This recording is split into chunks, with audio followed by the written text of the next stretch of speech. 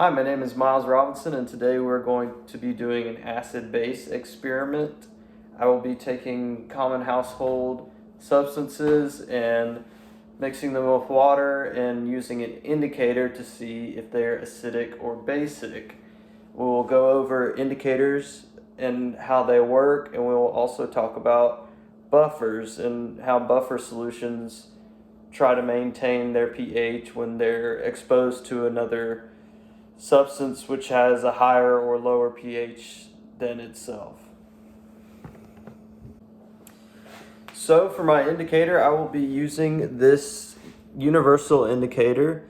It has multiple chemicals such as phenolphthalein and methyl red and a few other chemicals that change colors when presented with something that has a certain pH.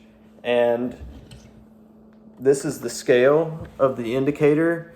You can see when it is red, it's 1 to 2 pH, and then it's orange if the pH is 3 or higher, and then it goes all the way to purple, which is 10 pH. Okay, so before I get into the buffers, I'm going to explain what I'm going to do. I'm going to use these Alka-Seltzer tablets, and I'm going to make an acidic solution and put some of the indicator in there and see what color comes up.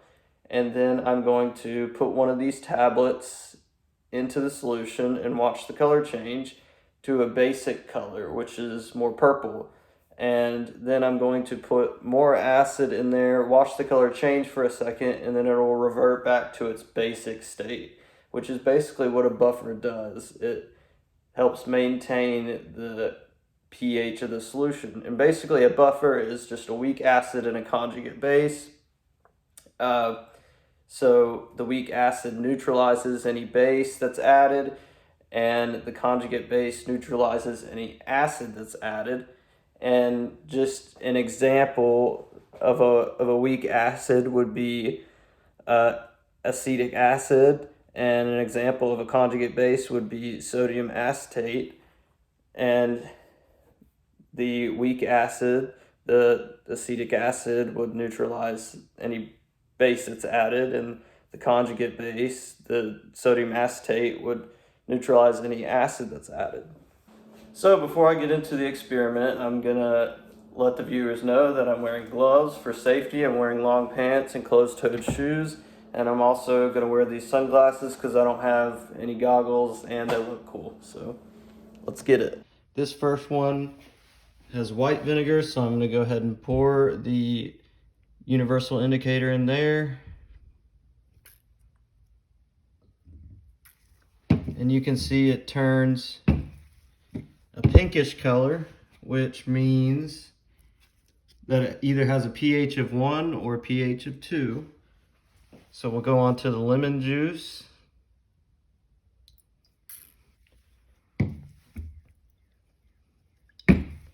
And that also has a light pink, so again, pH of 1 or 2.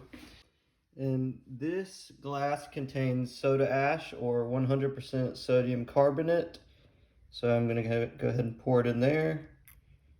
And as you can see the difference between the acidic solutions and this one. Sodium carbonate is a base, so it turned purple. So it has a pH of about, well, it looks like 9. So not quite 10, but it looks like it's about 9. And this one contains Windex. So we'll see what color it turns. Now, at first it was green, but now it's back to purple. So looks like it's a little bit darker than the sodium carbonate. So that has a pH of 10. And this is pure aqua, purified water. All right, so I'm gonna pour the indicator in there and see what happens. This water is actually acidic. So that would be a pH of about 5. So that would be slightly acidic. Let's test this Food Lion brand purified water. And once again, it's orangish yellow, probably a little bit less acidic than the other one, but probably about a pH of 5, maybe in between 5 or 6. Okay, and now we're going to test this mineral water. So we'll see what happens. It's very interesting. It turned almost red. So maybe a pH of 3. I don't know, that's pretty red though. So let's try this brand. It's called Bubbly.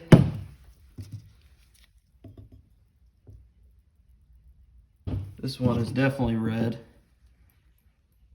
So we'll go ahead and test this, which is just regular tap water. This is just from my sink. And you can see that it is pretty basic. Okay, so let's go on to the buffer experiment. We're gonna put something that's acidic in this water, just a little bit. And then I'm gonna put some of this pH indicator in there. See, it's turned red, which is a pH of 2. So let's say your stomach gets this acidic and you get a stomach ache and you want to take some Alka-Seltzer tablets. Let's see what happens when we put the Alka-Seltzer tablets in the solution. You can see now it is orange, which is about a pH of 5, which is way better than the red, which is a pH of 2. We put some more acid in there. And drop a little bit of lemon juice in there. You can see it turning pink a little bit. And then it just goes back to being orange. So as you just saw, our buffer, the Alka-Seltzer tablets, turned the solution from an acidic one to a more basic one with a higher pH. And then we added some more acid to the solution and it turned pink for a little bit and then it went back to orange.